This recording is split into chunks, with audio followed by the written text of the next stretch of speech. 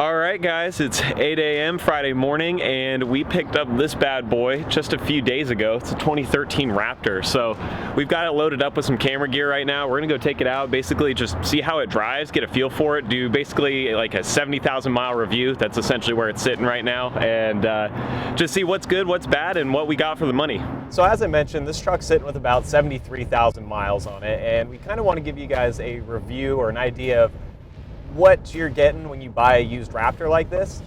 Now, I won't say that these trucks are cheap, but they have become more affordable, especially now that the second generation of Raptor is out. And for a lot of people, you know, $95,000 is probably quite a bit of money for a Raptor, and these earlier generation trucks are definitely more affordable, and you still get pretty good bang for your buck, it seems. A couple things to just kind of notice right off the bat is this one seems to be in really good condition for what it is. The interior is nice and clean. There's not a whole lot of wear. You can tell that it was driven and that somebody did use it. It wasn't just garage parked and left to sit, but they did take care of it, and the paint and everything seems like it's in pretty good shape as well. There's a few little dings and things around it. Some of that I think just naturally comes from it being a very wide truck.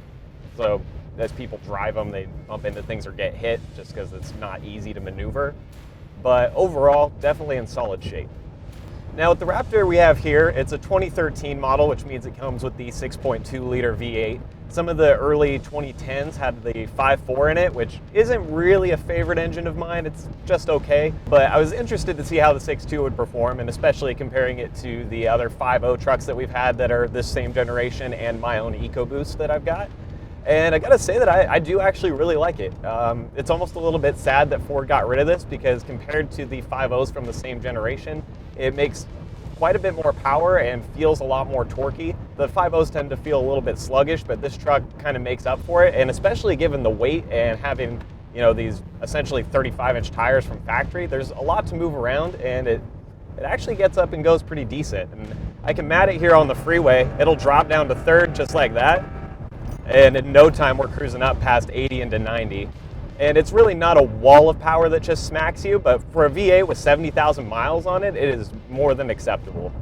As far as the interior is concerned, like I said, everything's in good shape, but the nice thing with the Raptor is that since it's a pretty premium tier package in Ford's lineup, it comes very well optioned. There's a couple different things like the specific SVT gauge setup, you've got the sync system, we've got dual climate control, as well as the really neat auxiliary switches that come from factory, which are excellent for running lights in without having to actually drill through your firewall or kind of get into the nitty-gritty of the wiring. It simplifies everything and gives you a clean factory look.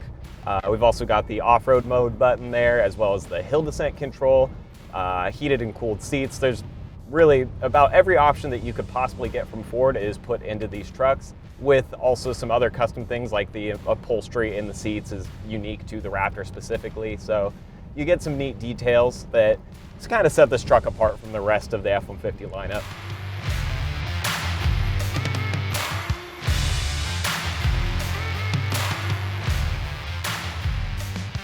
All right, we got the Raptor all washed up, brought it out here to the lake, basically get some shiny mall crawler kind of shots. I know that that's pretty disappointing, but don't worry, we're about to go take it off-road and get it dirty. We just need to get the clean stuff first, so that way we've got it.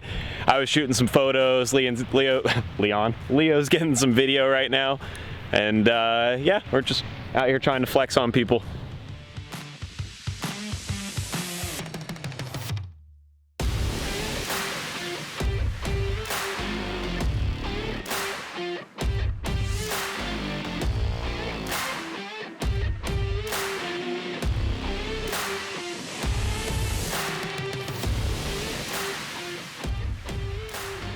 Obviously, the Raptor suspension is designed by Fox, and it's built with off-road driving, and more specifically like desert Baja driving in mind. But to give you guys an idea as far as on-road performance, these shocks are the same ones that came with it from factory. It doesn't look like they've been rebuilt or anything like that, but they still seem to feel pretty decent at 70,000 miles. I'd say overall the truck is big and heavy and kind of wallowy, and when you hit some of the bigger bumps, it does take it a second or two longer to actually settle in. There's a little bit of rocking that happens, and I think that comes from them just kind of being worn in and having some miles on them. Interestingly, from factory, they recommend that you have these things rebuilt every 20 to 30,000 miles, which is quite a bit. And to be honest, I don't think most people probably rebuild them that much, and it maybe isn't the biggest deal in the world, but if you're looking for optimal off-road performance, then maybe you'd want to consider that. For our purposes with this truck, we're probably not going to rebuild the factory suspension.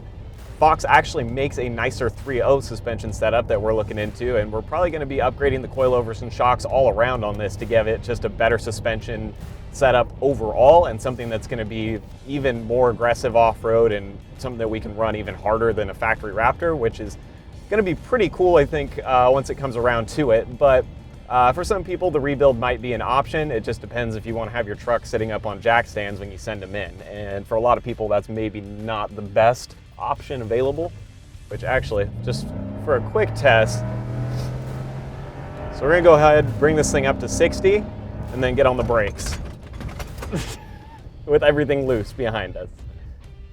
As far as we know with this truck, the brakes are all factory as well, and there maybe was some pads replaced at some point. It feels like they're a little bit soft. Once again, some of that can be attributed just to the amount of rolling weight from the tires and the size of the truck, but it does feel like they're a bit worn out, and so that'll be something else we probably look into replacing on this as we go through the build. I'd say overall on-road comfort is pretty good in these Raptors. They definitely have all the accoutrements and things that you want for a vehicle that you could road trip and drive every day. Like I said, it's got some wear on it. People who owned it previously did use it, and so with the brakes and suspension being worn in, those are things that we're going to change, and we definitely want to build this to be even more off-road capable than it already is. But for what we got just right off the lot, it feels good, and I think it's a really solid platform to start with. And for a lot of people who are looking to pick up one of these trucks now at a discounted price or as an alternative to the brand new Raptors, it's a good option.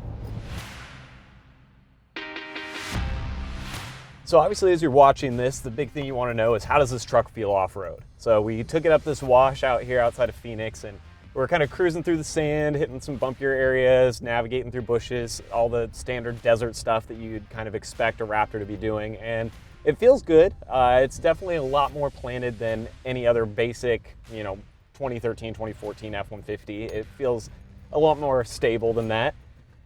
That being said, the amount of wear on the shocks is a lot more evident now. We do have the tires still aired up at highway pressure, so some of the smaller bumps and things are a little bit more jarring, and that's going to be the case with any vehicle, but it also is struggling to iron out some of the bigger bumps. You can tell that shocks aren't quite up to top-notch brand new spec. They're worn in, and so they do have a little trouble with some of the rougher areas as we're cruising along, especially at speed. Once you get past 30, 40 miles an hour, everything starts to feel a little bit more rough. Now, really, that's not a big deal. We obviously are going to be replacing the suspension on this anyways, and this gives us something to benchmark off of and something to improve from. But for what you get, I think for most people, just picking the truck up, they'll be pretty happy with the way it feels off-road when they're not pushing the truck. But as soon as you get to the point of wanting to really run this thing hard and bring some speed into the equation, that's when it's going to become more evident that you either want to replace or upgrade the current suspension that's on the truck. With this being a Raptor, obviously it is also four-wheel drive, so we've got all the standard equipment that you'd want there as far as 4 high, 4 low. It has the off-road mode that they provide from factory, which basically just remaps the throttle, the way it reads. Power's delivered a little differently. It'll change the way that the truck performs off-road and kind of gives you a bit more of a Baja style power delivery, as well as kind of numbing the sensors for the airbags and things like that to keep you from accidentally causing a very big issue if you hit a big bump. So that sort of equipment is great. The rear end obviously has the e-locker in the back. That's excellent too when you get into really, really loose terrain, really loose deep sand or rock crawly kind of terrain where you need the tires to grab and bite and you don't want to be slipping on one side. All that equipment is everything that you'd want and need for this truck, and it's plenty to get it around off-road.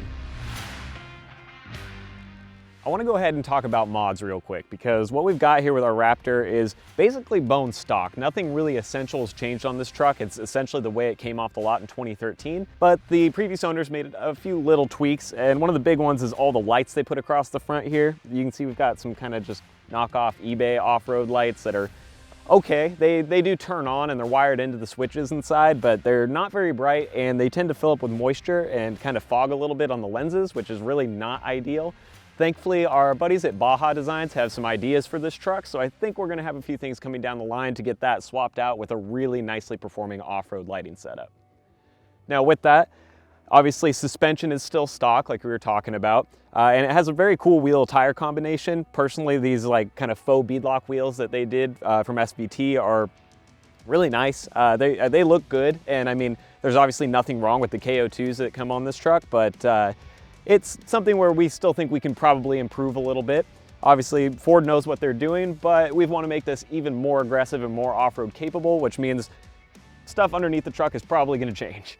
So moving around closer to the back, we're also working with a factory exhaust, just a regular 5.5 bed with a spray-in liner, all the stuff that is standard with Raptors. And this is all well to do, but we're thinking maybe a little bit more sound coming down the road to kind of open up that 6.2 and get just a better tone out of it and really make it feel as aggressive as it actually is. And we'll probably do a little bit of work in the bed to basically build this thing out as a weekend warrior.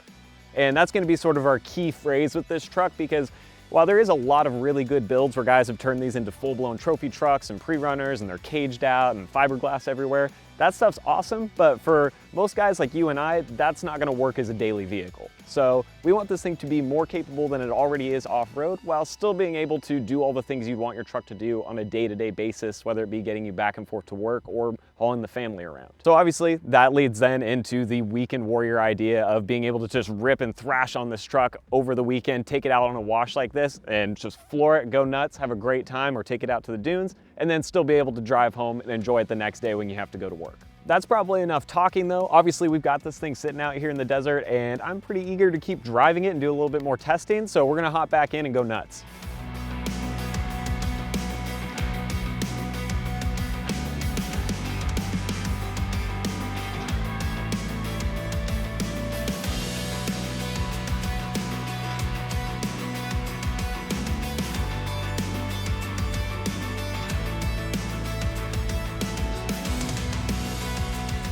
All right, guys, we're back at the shop. We just are unloading all the camera gear now. We had a good time kind of running around, testing the truck out, figured out what we're gonna change and what we're gonna do. So this certainly won't be the last that you see of this truck, and we're gonna start putting plans together to get this thing built.